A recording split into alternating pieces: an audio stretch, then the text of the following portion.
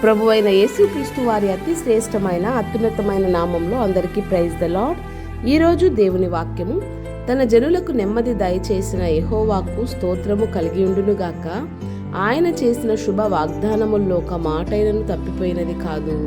మొదటి రాజుల గ్రంథము 8వ అధ్యాయము 56వ వచనం. ఈ సందర్భం పరిశుద్ధ గ్రంథంలో మనం గమనిస్తే, రాజైన సొలొమోను గారు దేవుని మందిరాన్ని కట్టిన తరువాత ఇశ్రాయేల్ ప్రజలందరినీ దీవించిన సందర్భంలో ఉంది. అవునండి, సొలొమోను రాజన్న మాట వాస్తవం.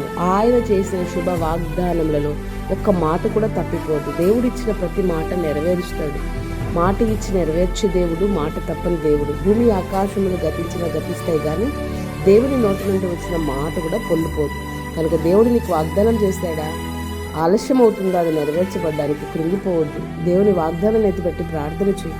తగిన సమయంలో దేవుడు నిర్ణయ కాలంలో ఆ వాగ్దానం నీ నా జీవితంలో ఖచ్చితంగా నెరవేరుస్తాడు. కనుక దేవుని వాగ్దానాన్ని నమ్ముదాం. ప్రార్థన ద్వారా వాగ్దానాలు స్వతంత్రించుకునే కృప, అలాంటి ఆత్మీయమైనటువంటి అనుభవము దేవుడు మనందరికీ దయచేయునుగాక. దేవుడి మాటలు దీవించునుగాక. May God bless you all.